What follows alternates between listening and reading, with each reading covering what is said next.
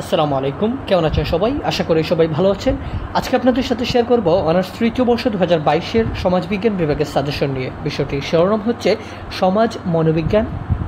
বিষয়টির কোড হচ্ছে 23-20-15। পরীক্ষাটি অনুষ্ঠিত হবে আগামী 16/5/2024 তারিখে। ভিডিওটিতে ক বিভাগ, খ বিভাগ এবং গ বিভাগের সাজেশন দেওয়া আছে। ইনশাআল্লাহ এই সাজেশন থেকে পরীক্ষাতে কমন পড়বে।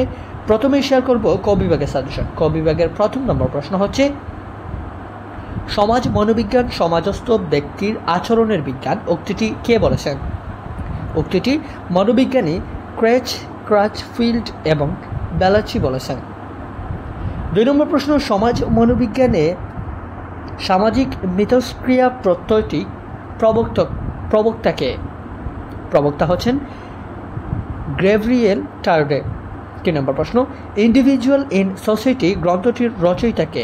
ক্রাচফিল্ড ও ব্যালাচি। 4 নম্বর প্রশ্ন সমাজমিতির উদ্ভাবককে? জে.এল. মরেনো। তিনি 1948 সালে এটি উদ্ভাবন করেন।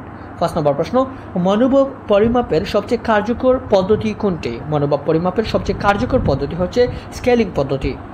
6 নম্বর প্রাথমিক সামাজিকীকরণ কি? পরিবারের মধ্যে শিশুর সামাজিকীকরণের যে প্রাথমিক কার্যক্রম বা কার্য প্রক্রিয়া সম্পন্ন হয় তাই হচ্ছে প্রাথমিক সামাজিকীকরণ।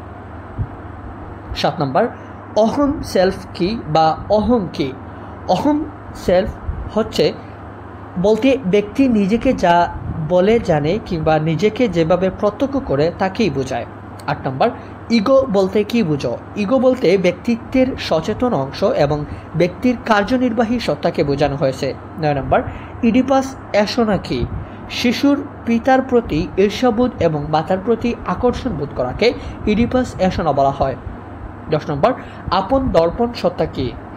আমরা নিজের সত্তা সম্পর্কে নিজের অভিমতকে বলি আপন দর্পণ সত্তা। 11 নম্বর প্রশ্ন প্রত্যক্ষণ কি? প্রত্যক্ষণ হলো কোনো বস্তুকে উপলব্ধি বা ধারণা করা। 12 নম্বর সংবেদন কাকে বলে? কোনো বিষয় বা বস্তু সম্পর্কে আমাদের নিষ্ক্রিয় প্রাথমিক চিন্তার সংমিশ্রণকে সংবেদন বলা হয়।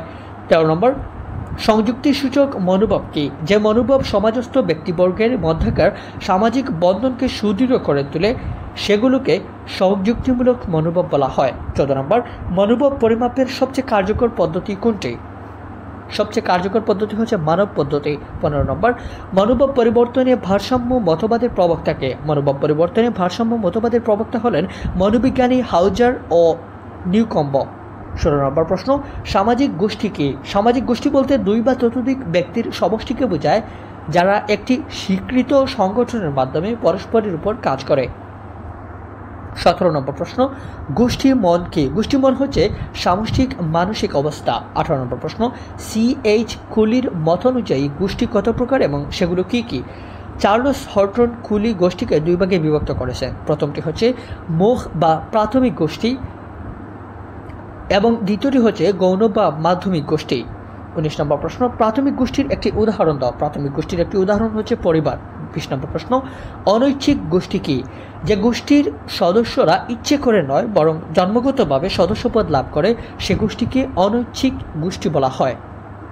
21 নম্বর আত্মপ্রতিবেদন পদ্ধতি কি? আত্মপ্রতিবেদন পদ্ধতি হলো যে পদ্ধতিতে ব্যক্তি তার নিজের সম্পর্কে নিজেই তথ্য প্রদান করে। 22 নম্বর প্রশ্ন যোগাযোগ প্রক্রিয়ার সর্বশেষ স্তর কোনটি? যোগাযোগ প্রক্রিয়ার সর্বশেষ স্তর হচ্ছে তথ্যের গন্তব্যস্থল বা শ্রোতা। 23 নম্বর চিন্তন কি? চিন্তন হলো অভ্যন্তরীণ আলাপ আলোচনা। 24 নম্বর চিন্তন হলো অভ্যন্তরীণ আলাপ আলোচনা। এই উক্তিটি কার? হার্ভার্ড মিডের। 25 নম্বর প্রশ্ন আস এবং ইউ আর এর পূর্ণরূপ কি? ইউএস এর পূর্ণরূপ হলো আনকন্ডিশনাল স্টিমুলাস এবং ইউআর এর পূর্ণরূপ হচ্ছে আনকন্ডিশনাল রেসপন্স। 26 নম্বর প্রশ্ন অন্তর্মুখী ব্যক্তিত্ব কি? যে ব্যক্তি সাধারণত স্বার্থপর আত্মকেন্দ্রিক কল্পনাবিলাসী ও অসামাজিক হয় তাই অন্তর্মুখী ব্যক্তিত্ব। 27 নম্বর প্রশ্ন হচ্ছে ব্যক্তিত্বের প্রধান উপাদান কি কি? প্রধান উপাদানগুলো হলো জৈবিক উপাদান, সামাজিক উপাদান, বংশগত উপাদান এবং গ্রন্থির রস উপাদান। 28 নম্বর প্রশ্ন ব্যক্তিত্বের সূতিকাগার কোনটি? ব্যক্তিত্বের সূতিকাগার হচ্ছে সংস্কৃতি। 29 নম্বর প্রশ্ন স্ব-সংস্কৃতায়ন কি? ব্যক্তি তার নিজস্ব সাংস্কৃতিক ভাবধারা গ্রহণ করার প্রক্রিয়াকে স্ব-সংস্কৃতায়ন বলা হয়। 23 নম্বর প্রশ্ন হচ্ছে অধিসত্তা কি? সাধারণত মানব চরিত্রের ভালো দিকগুলোই, যেমন বিবেক, ধৈর্য, আত্মসংযম অধিসত্তা। 31 নম্বর প্রশ্ন অহম কি? অহম হলো ব্যক্তির বাস্তবতা, বাস্তব সত্তা। 32 নম্বর প্রশ্ন আদিসত্তা কি বা ইগো বলতে কি বোঝায়? আদিসত্তা হলো মানুষের জন্মগত জৈবিক সত্তা। 33 নম্বর প্রশ্ন আরোপিত নেতৃত্ব কাকে বলে? কোনো গোষ্ঠীর উপর থেকে চাপিয়ে দেওয়া নেতৃত্বকে আরোপিত নেতৃত্ব বলা হয়। 34 নম্বর প্রশ্ন জনতার আচরণের প্রধান বৈশিষ্ট্য কি? প্রধান বৈশিষ্ট্য হলো মানসিক সমরূপতা। 25 নম্বর প্রশ্ন শ্রোতৃমণ্ডলী কি? শ্রোতৃমণ্ডলী হলো একটি অস্থায়ী জনসমাবেশ যার সদস্যরা নির্দিষ্ট সময় এবং নির্দিষ্ট স্থানে কোনো বিশেষ বা সমজাতীয় উদ্দেশ্য সাধনে মিলিত হয়।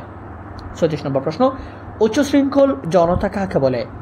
আইন অমান্যকারী বা বিশৃঙ্খল জনতাকে উচ্চশৃঙ্খল জনতা বলা হয়। 37 নম্বর প্রশ্ন ফ্যাশন কি? ফ্যাশন বলতে বোঝায় প্রচলিত কোনো একটি প্রথা বা রীতির সমাজ স্বীকৃতি ব্যতিক্রমী একটি রূপ। 38 নম্বর প্রশ্ন প্রচারণা কি? প্রচারণা হচ্ছে কোনো ব্যক্তি বা গোষ্ঠীর স্বার্থ উদ্ধারের জন্য প্ররোচনামূলক তথ্য সরবরাহের মাধ্যমে জনগণের মতামতের প্রতিক্রিয়া। 39 নম্বর প্রশ্ন কিম্বল ইয়ং এর মতে জনমত গঠনের পর্যায় কয়টি?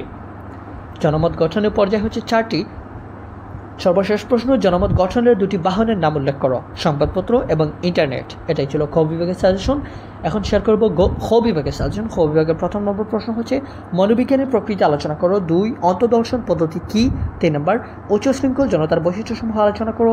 4 নম্বর পুনঃসামাজিকীকরণ কি? পুনঃসামাজিকীকরণ বলতে কি বুঝো? 5 নম্বর প্রশ্ন প্রত্যক্ষণ বলতে কি বুঝো? 6 নম্বর সংবিধান ও প্রত্যক্ষণের মধ্যে পার্থক্য নির্ণয় করো। 7 নম্বর প্রশ্ন জনমত গঠনের প্রক্রিয়াটি ব্যাখ্যা করো। 8 নম্বর মনোভাব পরিমাপের সমস্যাবলী উল্লেখ করো।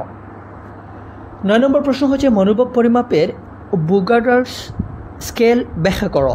10 নম্বর প্রশ্ন ব্যক্তিত্বের গঠন ও বিকাশে পরিবারের ভূমিকা আলোচনা করো। 11 নম্বর প্রশ্ন মুখ্য গোষ্ঠী ও গৌণ গোষ্ঠীর মধ্যে পার্থক্য নির্ণয় করো, অথবা প্রাথমিক ও মাধ্যমিক গোষ্ঠী বা দলের পার্থক্য নির্ণয় করো। 12 নম্বর প্রশ্ন অবাচনিক যোগাযোগ বলতে কি বুঝো? 13 নম্বর প্রশ্ন ইড, ইগো ও সুপার ইগো কি, অথবা সুপার ইগো প্রত্যয়টি ব্যাখ্যা করো। 14 নম্বর প্রশ্ন গণমাধ্যমের সংজ্ঞা প্রদান করো। 15 নম্বর প্রশ্ন যোগাযোগের চিন্তনের ভূমিকা আলোচনা করো। 16 নম্বর ব্যক্তিত্বের পরিবেশগত উপাদানসমূহ ব্যাখ্যা করো। সর্বশেষ প্রশ্ন সংস্কৃতি ও ব্যক্তিত্বের সম্পর্ক উল্লেখ করো। এটাই ছিল খ বিভাগের সাজেশন। এখন শেয়ার করবো গ বিভাগের সাজেশন। গ বিভাগের প্রথম নম্বর প্রশ্ন হচ্ছে সমাজ মনোবিজ্ঞানের ঐতিহাসিক ক্রমবিকাশ আলোচনা করো। 2 নম্বর কার্যকারী প্রচারণার বিভিন্ন কৌশল ও নীতিসমূহ আলোচনা করো। 3 নম্বর সমাজ মনোবিজ্ঞান পাঠের গুরুত্ব আলোচনা করো। 4 নম্বর প্রশ্ন সমাজ মনোবিজ্ঞানে ব্যবহৃত পদ্ধতিসমূহ আলোচনা করো। 5 নম্বর প্রশ্ন জনতা ও উচ্চশৃঙ্খল জনতার মধ্যে পার্থক্য নির্ণয় করো। 6 নম্বর সামাজিকীকরণের প্রক্রিয়াসমূহ আলোচনা করো। 7 নম্বর সামাজিক প্রত্যক্ষণের বিভিন্ন পর্যায়সমূহ আলোচনা করো। 8 নম্বর প্রত্যক্ষণের উপর প্রভাব বিস্তারকারী উপাদানসমূহের বর্ণনা দাও। 9 নম্বর প্রশ্ন প্রেষণার বিভিন্ন পর্যায়ে আলোচনা করো। 10 নম্বর মনোভাব পরিমাপনে লিকার্ট স্কেল ব্যাখ্যা করো। 11 নম্বর প্রশ্ন উদাহরণ সহ বিভিন্ন ধরনের সামাজিক গোষ্ঠী বা দল সম্পর্কে আলোচনা করো। 11 নম্বর গোষ্ঠী কি, মুখ্য গোষ্ঠী ও গৌণ গোষ্ঠীর পার্থক্য নির্ণয় করো। 13 নম্বর গণযোগাযোগের গুরুত্ব আলোচনা করো, অথবা সমাজ জীবনে গণমাধ্যমের ভূমিকা আলোচনা করো। 14 নম্বর যোগাযোগ প্রক্রিয়ার ভাষা, সংস্কৃতি ও চিন্তনের ভূমিকা মূল্যায়ন করো। 15 নম্বর যোগাযোগ কি, যোগাযোগের অপরিহার্য শর্তগুলো বর্ণনা করো। 16 নম্বর নেতৃত্ব মূলত বিশেষ পরিস্থিতিতে নেতা ও তার অনুগামীদের সম্পর্কের ফলাফল ব্যাখ্যা করো। 17 নম্বর ব্যক্তিত্বের গঠন ও বিকাশ আলোচনা করো। সর্বশেষ প্রশ্ন ফলপ্রসূ নেতার বৈশিষ্ট্যসমূহ আলোচনা করো। এটাই ছিল আজকের ভিডিও। ভালো লাগলে অবশ্যই চ্যানেলটি সাবস্ক্রাইব করবেন। ধন্যবাদ সবাইকে।